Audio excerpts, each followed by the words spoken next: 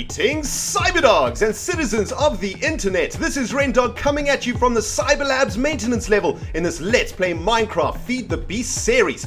In the previous episode, we were using this magma crucible to smelt down ender pearls into molten ender, and we now have a bit of molten ender in this tank. In this episode, guys, we are going to be installing a liquid transposer in the machine room, and that liquid transposer is going to give us the ability to fill a tesseract frame with molten ender. And a tesseract frame is, of course, the machine that we need to transport lava from the nether into the Cyberlabs. Remember, guys, what we are trying to do is find a more sustainable source of lava so that we can keep these geothermal generators running at all times. We want to fill up their tanks with lava as fast as possible. Our infinite lava machines at the moment are just not working as fast as we would like, so we are going to try something more extreme. And of course, the nether has giant lakes of lava, so what a perfect source of lava for the Cyberlabs. But guys, before we get into all of that jazz, why don't we do a little bit of Cyberlab maintenance, man? What I want to do is collect all of the ores, all of the dusts, and all of the ingots that have come into our storage room over here via the quarry and via all of our other machines. So let's have a look what's in the chest. I haven't actually looked at these chests for a while. Remember, guys, if the quarry sucks up any raw materials, so like iron ore, for example, those that gets redirected into our macerator and turns into dust, which doubles the yield of any of the ores coming out of the quarry. So we should have quite a lot of dusts in these chests. It looks like we have quite a ton of, we've got iron dust, we've got tin dust, we've got copper dust in this first chest, so that is a good sign. We've also got 7 uranium in here, man. What a lovely 7 pieces of uranium we've got over there, man. That's obviously going to you know, it's going to be much useful much later on when we get to actually using uranium. I can only assume we're going to be using uranium to make like crazy ass uranium nuclear factories or something. That is going to be freaking sweet. But as you guys can see, there is a butt ton of copper dust and stuff. I see a ruby in here, which means the quarry must be getting to diamond level soon. Haven't seen any diamonds in here yet. Let's keep our eyeballs open, my friends. If we see some diamonds, that's going to be freaking sweet. Let's just make sure we pick up. There's another ruby in there too. Awesome. We've used a lot of our rubies to make tools, so that's going to be a good opportunity to restock on rubification, baby. But it looks like we've got a ton of ores coming up in here. That's awesome. Looks like we've got a stack of iron dust now. And of course, guys, remember that there's another ruby. The goal of this Feed the Beast series is to build a giant space platform called the ReNStar that is going to be floating above this world, and it is going to be a self-sufficient space platform that is going to suck this world dry of all its resources. And of course, that platform is going to be made out of iron blocks, so we need to make as many iron blocks as humanly possible. That is our current goal in this series, to find a way to generate a butt ton of iron. And man, that is going to be sweet. Well, guys, let's get all of this dust into our furnaces. Remember, these furnaces are connected to our piping network, so the ingots will go straight back into the storage room over there, straight back into the chests once they have been smelted down. And we've got a bit of lead ore and a bit of silver ore over here. I'm going to put them away in their little storage box over here in the storage rooms. So next, we actually have a few more. Oh no, these are all of our weird dusts that we've got over here. That's cool. Let's put down our ingots. What I also want to do today, guys, is check our MFE rooms. Where is my... here we go. Here are the raw materials. Here's our raw material room. I want to check on our MFEs. I want to check on our battery rooms. Oh, hang on. Check. We've still got a bit of tin dust in here. Sweet. Let's get a smelt tin. Bam. Smelt away. All right, let's get to our battery room. I want to check on the status of our MFEs. We've got 6 MFEs installed now. That MFE is full of energy. Ooh, our jetpack is now fully charged. I will be taking some of that, thank you. This MFE does not look happy. This MFE does not look happy. And this MFE is fully charged, and this one isn't. Okay, so it's about half of the MFEs are fully charged. But unfortunately, our infinite lava generating machine doesn't create enough lava to keep our geothermal generators running at full pace to keep those MFEs charged up.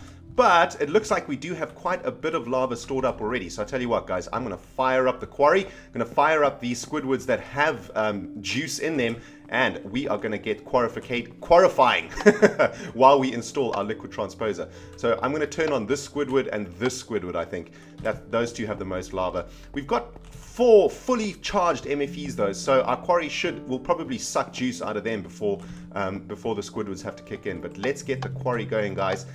bam, we should very momentarily see some blocks getting sucked out of this quarry. Let's just check on the status of this quarry. How deep are we actually? Well, it's good to see that the entire floor of the quarry has now got water in it, so that's going to stop any unnecessary mob spawns down there, so that is good news. And it is looking pretty damn good down there, I gotta say, man. That is looking sweet. Alright, guys. So let's get on to the meat and potatoes of this episode, and that is installing the liquid transposer. Ooh, I just heard a click. You guys know what that click means, right? That click is our recycling unit over here. And actually, before we even get to making any liquid transposer action, what we need to do is turn on this thing over here. So, oh goodness, all of these things are coming out. We forgot to turn on, oh god, fail! We forgot to turn on the electric engine there to suck out the slabbage out of the auto crafting table over there. So now we've got a little bit of spillage going on over here. Man, my bad. Let's just make sure that this engine is now turned on.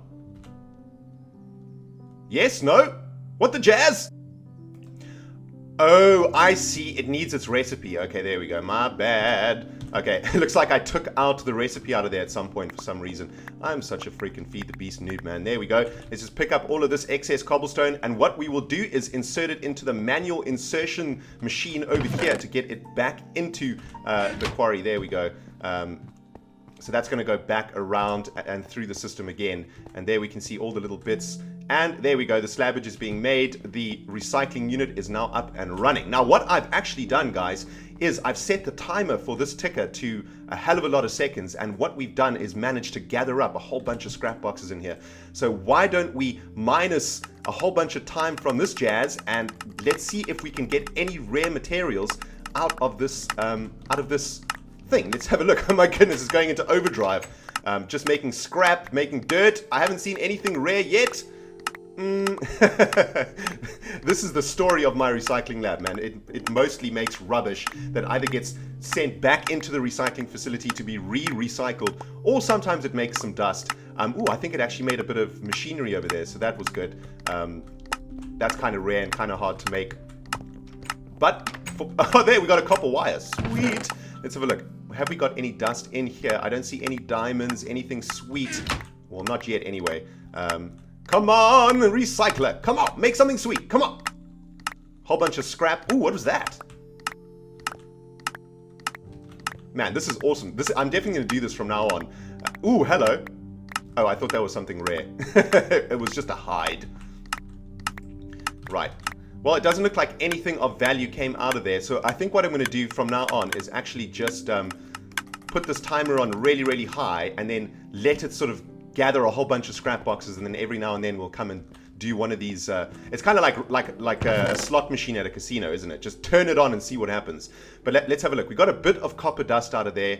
Let's see if we got any more dusts. We've got one iron dust. Wow. So generous. Thank you so much, machine. We got these machine parts, though. I think those are kind of rare. Empty cells are pretty good. Water cells are pretty good. So that is pretty sweet. But nothing of like real value in here yet, unfortunately. Let's get a tater in the belly. It is time to install the liquid transposer, guys. And we are going to be installing the liquid transposer right in this spot over here. It is directly above the magma crucible down there, which is made for us, the molten ender. So let's head over to the crafting table. As you can see over here, guys, I've got all the materials that we need for today's episode. Super organized. I know, guys, you can give me a high five right about now. All right, let's have a look at the recipe for a liquid transposer. And it looks like we need a machine frame, a bucket, some glass, and a redstone reception coil. Let's start with a reception coil. That looks pretty easy to make, so there we go. Reception coil made. Next up, we need to make the machine frame. That's really easy to make, and using the question mark, it makes it even easier. Man, I love that question mark function in Feed the Beast. It's so sweet. And some glass like that. Machine frame done, and now we can do the final recipe. We need a bucket up there, the machine frame in here, copper ingots down here, the redstone reception coil over there, and couple bits of glass. Liquid transposer, get in my freaking belly. Sweet. Okay, so we're going to be installing the liquid transposer over here and then running a waterproof pipe down to that tank over there. Then installing a redstone engine to suck out the molten ender from that tank over there. So that is the current plan, my friends. Let's get rid of this wall over here to give us a little bit of space to work with. Right, let's install our liquid transposer. Kaplam. Sweet. Okay, let's have a look. How does this work?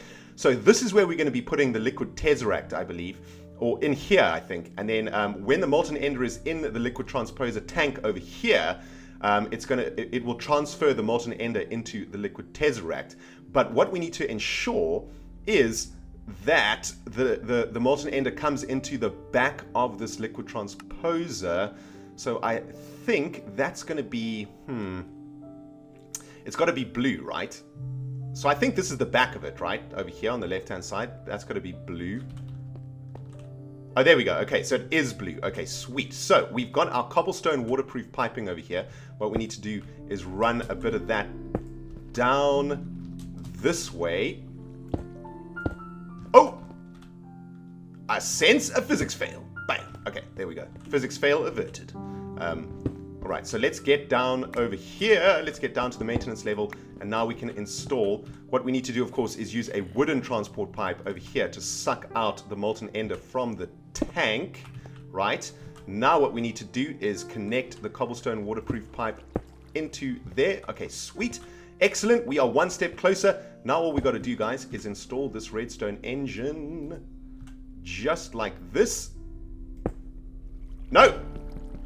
That's cute, but it's wrong. There we go.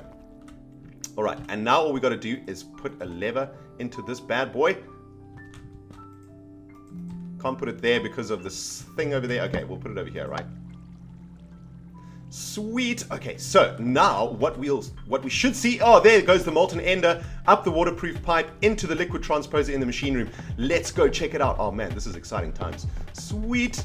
Let's hope this works and the molten ender doesn't just spill out or something. That would make me incredibly angry considering how much pain I had to go through to get this ender.